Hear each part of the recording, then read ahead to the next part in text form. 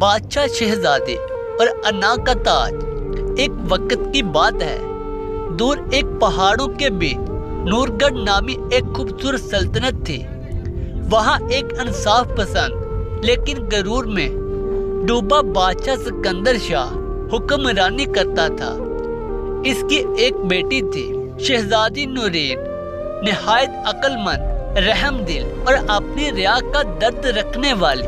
شہزادی نورین اکثر بادشاہ سے کہتی، ابا حضور، طاقت کا اصل امتحان تب ہے جب انسان اسے معاف کرنے میں استعمال کرے۔ لیکن بادشاہ کہتا، شہزادی، حکمران کو نرم دل نہیں، سخت فیصلے کرنے والا ہونا چاہیے۔ ایک دن ایک غریب کسان دربار میں آیا۔ اس نے فریاد کی، بادشاہ سلامت، آپ کے وزیر نے میری زمین چھین لی ہے۔ بادشاہ نے سنے بغیر وزیر کا ساتھ دیا اور کسان کو قید میں ڈال دیا۔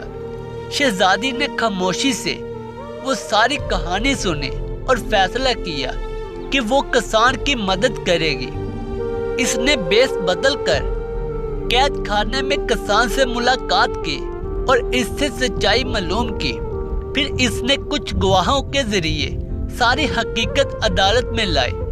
بادشاہ کو اپنی غلطی کا احساس ہوا، کسان کو رہا کر کے زمین واپس کی اور وزیر کو سزا دی۔ وہ پہلی بار شرمندہ ہوا کہ اس کی انا نے اسے اندھا کر دیا تھا۔ بادشاہ نے سب کے سامنے کہا، آج میری بیٹی نے مجھے وہ سکھایا جو میرے استاد بھی نہ سکھا سکے۔ رحم، سچائی اور انصاف حکمرانی کے سب سے قیمتی ستون ہے۔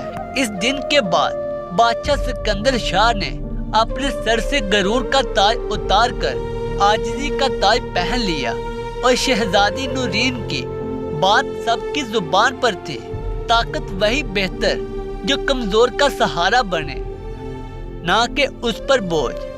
دعا ہے کہ اللہ تعالی ہم سب کو اس پر عمل کرنے کی توفیق عطا فرمائے۔